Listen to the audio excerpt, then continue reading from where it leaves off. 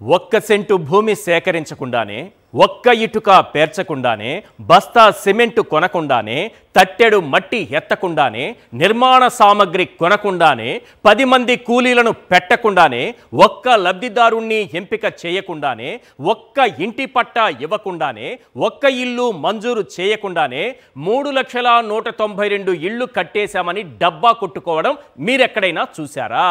చూడకపోతే చంద్రబాబు నాయుడు గారి ప్రభుత్వం ఇచ్చిన పేపర్ యాడ్ చూడండి. అందులో ఏం రాశారో ఒక్కసారి చదవండి. చంద్రబాబు నాయుడు గారి ఇంటి గుట్టు రట్టవుతుంది. ఒకసారి ఆ పేపర్ క్లిప్ చూపించండి.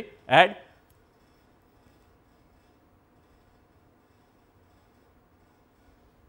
రైట్. సొంతింటి కల నిజం చేసుకుంటున్న 3,192 పేద కుటుంబాలకు శుభాకాంక్షలట. ఓకే, 2029 నాటికి ఆంధ్రప్రదేశ్ రాష్ట్రంలో అందరికీ ఇల్లు లక్ష్యంగా. ఇది పాయింట్, అందరూ బాగా గమనించాలి. జూన్ 2024 నుండి ఇప్పటి వరకు 17 నెలల్లో ఎన్డీఏ ప్రభుత్వం నిర్మించిన 3,192 ఇళ్లను పేదలకు అందించి వారిని ఇంటి యజమానులు చేసే కార్యక్రమం అట. ఎవరైనా పేపర్ యాడ్ ఇస్తున్నప్పుడు ఈ ప్రభుత్వం నిర్మించినటువంటి 3 లక్షలు అని రాస్తారు. జూన్ 2024 17 నెలలు ఎందుకు రాశారంటే దొంగలు దొరికిపోతారేమో అని జాగ్రత్త పడటం కోసం ముందే రాశారు.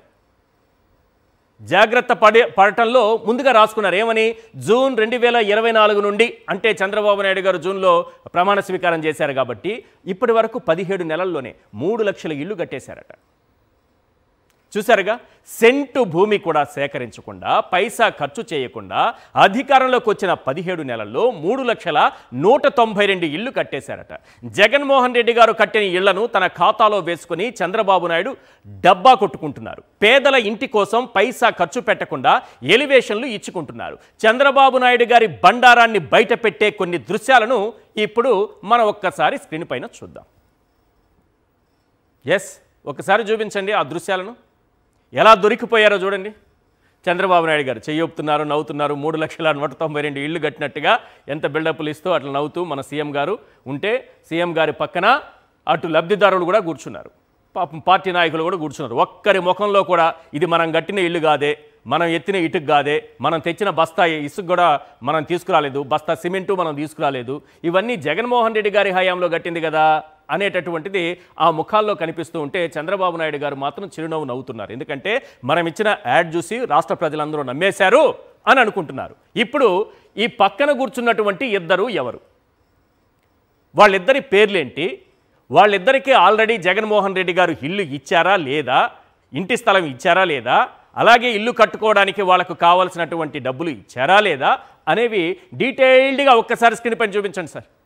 ఒకరు హేమలత గారు, ఇంకొకరు బేగం గారు. ఒకసారి చూపించండి.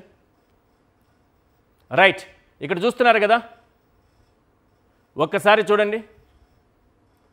వాళ్ళకి సంబంధించినటువంటి డీటెయిల్స్, వాళ్ళకి ఇచ్చినటువంటి ఏ రోజు ఎంతెంత వాళ్ళ అకౌంట్లో ఇల్లు నిర్మాణం కోసం అప్పటి జగన్మోహన్ రెడ్డి గారి ప్రభుత్వం డబ్బులు ఖర్చు పెట్టిందనేది వాళ్ళ ఖాతాలో వేసినటువంటి అమౌంట్.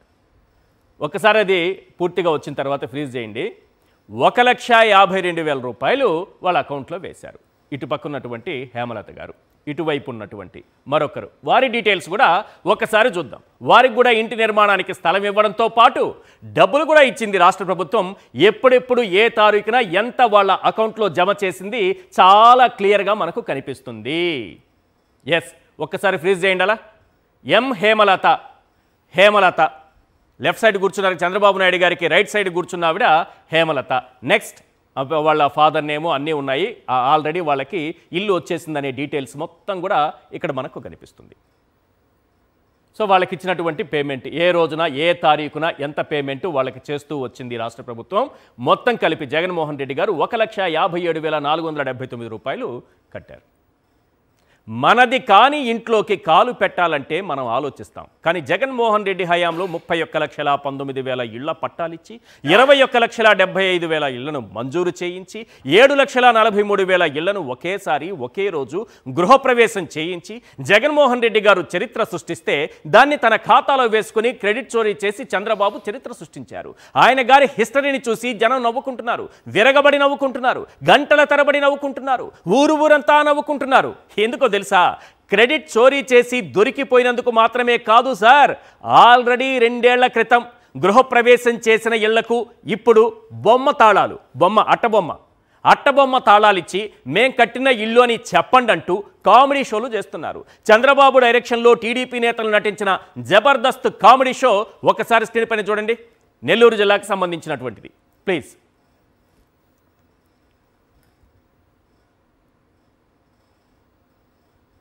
వేమిరెడ్డి ప్రశాంతి గారు పాపం అట్ట కేసు ఇచ్చారు వాళ్ళకి. ఇటుపక్క చంద్రబాబు నాయుడు గారు, అటుపక్క మోడీ గారు, మధ్యలో వేమిరెడ్డి ప్రశాంత్ రెడ్డి గారు. ఒకసారి అది తీసుకున్న వాళ్ళతో మాట్లాడే ప్రయత్నం చేద్దాము, వారి మాటల్లో విందాం. అట్టబొమ్మ కీస్ తీసుకున్న వాళ్ళు. ఎస్, ఆ బయట ప్లే చేయండి. అన్న ఎన్నేళ్ళు అయింది ఇంట్లోకి వచ్చి? 3 ఏళ్ళు అవుతుంది. 3 ఏళ్ళు కట్టి 3 ఏళ్ళు అవుతుందా? 3 ఏళ్ళుగా ఉంటున్నారు ఇంట్లో? 3 ఏళ్ళుగా ఉంటుంది. ఏంటన్నా ఇప్పుడు ఈ తాళంతో ఓపెన్ చేశారా? మళ్ళీ ఈ తాళం తట్ట ఓపెన్ అవ్వద్దండి. ఓపెన్ అవుతుంది. ఇంకెందుకన్నా ఈ తాళం? దేనికో వాళ్ళు వచ్చారు, చూసుకున్నారు, ఆ బోర్డు చూసుకున్నారు, తాళం మా చేతికి ఇచ్చినారు, అంతే. ఏం చేసుకుంటున్నారన్నా మీరు? ఏం పని చేసుకుంటారు? కూలి పనే చేసుకుంటాం. ఏ సంవత్సరంలో కట్టింది ఇల్లు? 2020లో స్టార్ట్ చేసి 2023 కంప్లీట్ అయిపోయింది. జగనన్న హయాంలో మీకు రావాల్సిన లబ్ధి అన్ని సక్రమంగా అందాయా? అన్నీ అందాయి. ఆయన ప్రభుత్వంలో ప్రతిదీ అందింది. కమ్మి సిమెంటు మొత్తం కాక కొంచెం అమౌంట్ కూడా మాకు రావడం జరిగింది. ఆ డబ్బులతోనే మేము ఇల్లు కంప్లీట్ చేసుకున్నాము. సో ఇప్పుడు ఈ తాళంతో ఏం చేయాలనుకుంటున్నారన్న? ఈ తాళం వచ్చిన వాళ్ళకి అందరూ చూపించడమే. ఏం చెప్పారన్నా? ఈ తాళం చేతికి ఇస్తే ఏం చెప్పారు?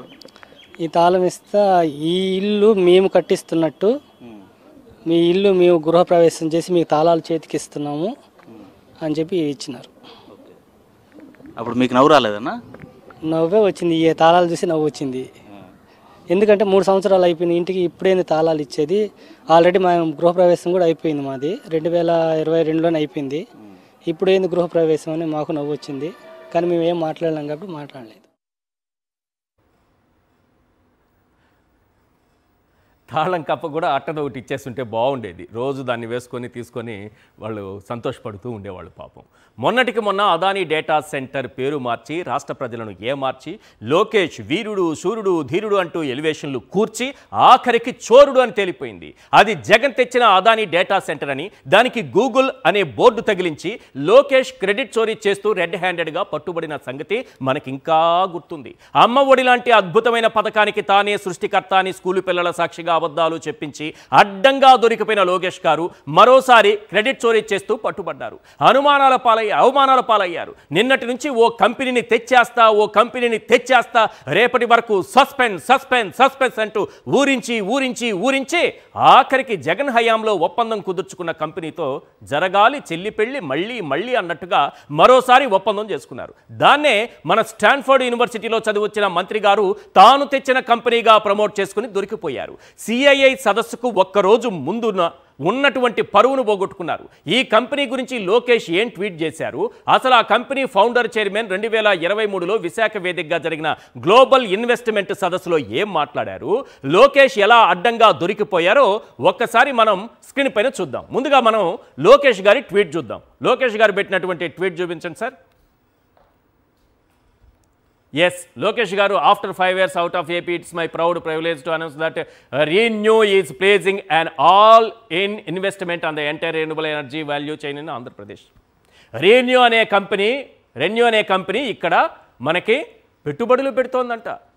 లోకేష్ గారు అద్భుతంగా వారితో మాట్లాడి ఈ రాష్ట్రానికి పెట్టుబడులు తెచ్చేస్తున్నారని, నిన్నటి నుంచి సస్పెన్సు వీళ్ళు తరిమేసిన కంపెనీలు మేము తెచ్చేస్తాము అనని రకరకాలుగా పోస్టులు పెట్టారు.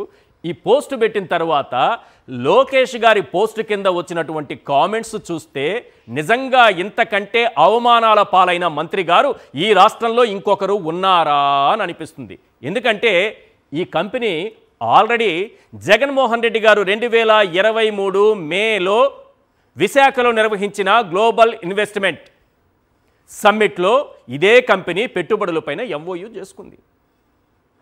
దాన్ని మళ్ళీ ఇప్పుడు కొత్తగా మన లోకేష్ గారు మొన్న అదానీ డేటా సెంటర్కి ఎట్ట గూగుల్ అనే పేరు తగిలించి అదానిని దాచిపెట్టి ఒక డ్రామాలాడారో ఇప్పుడు కూడా అదే డ్రామాలాడుతూ అడ్డంగా దొరికిపోయారు. ఆయన సైలెంట్గా ఉంటే ఏ బాధ ఉండేది కాదు ఎవరికి. ఆయన ఏం చేశారు? వీళ్ళు తరిమేసిన కంపెనీలు అది ఇది ఏదేదో మాట్లాడుతూ వచ్చారు. అసలు ఆ కంపెనీని తీసుకొచ్చిందే జగన్మోహన్ రెడ్డి గారు అన్నది చాలా క్లియర్గా గత గ్లోబల్ ఇన్వెస్ట్మెంట్ సమ్మిట్లో తీసుకొచ్చారు. ఆ రోజు ఆ సదస్సులో ఈ కంపెనీకి సంబంధించినటువంటి ఫౌండర్, చైర్మన్ అండ్ CEO అయినటువంటి సుమంత్ సిన్హా గారు ఏం మాట్లాడారో ఒకసారి స్క్రీన్ పైన చూపించండి sir.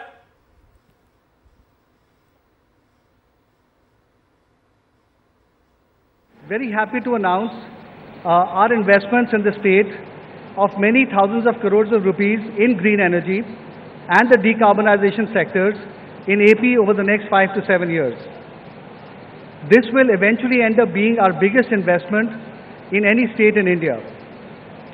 The investments will be in the areas of green hydrogen, pumped hydro, renewable energy generating projects, and solar panel manufacturing along with efficient supply chains.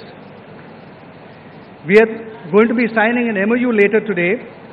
This MOU is going to be between the AP government and ReNew, and this was made possible in a very short time, mainly due to the visionary guidance of the Honorable Chief Minister, Y. Jagan Mohan Reddy Garuji. Thank you very much, sir. And I must also add that once they got the green signal from the Honorable CM, the offices of the AP government got everything done at very, very high speed. Thank you all for all of your support in making this happen. పాయ లోకేష్ గారి పరువు బాయ. అసలు ఇంకా మీరు నమ్మకపోతే ఆ రోజు ఆ గ్లోబల్ ఇన్వెస్ట్మెంట్ సమ్మిట్ జరిగినటువంటి రోజున ఈనాడు దినపత్రికలో ఏమొచ్చిందనేది ఒక్కసారి చూపించండి సార్. ఫైనల్గా ఈనాడు దినపత్రికలో ఆ రోజు పెట్టుబడులపైన ఎవరెవరో MOUలు కుదుర్చుకున్నారు. NTPC ఇప్పుడు వాళ్ళ ఖాతాలో వేసుకున్నారు, ఇక్కడ దొరికిపోయారు. రెన్యూ పవర్ కిందికి ఒకసారి వచ్చిన తర్వాత దాన్ని ఫ్రీజ్ చేయండి సార్.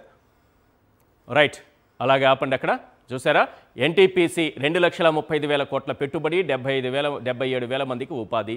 రెన్యూ పవర్ ఈనాడు దినపత్రిక రాసింది సార్.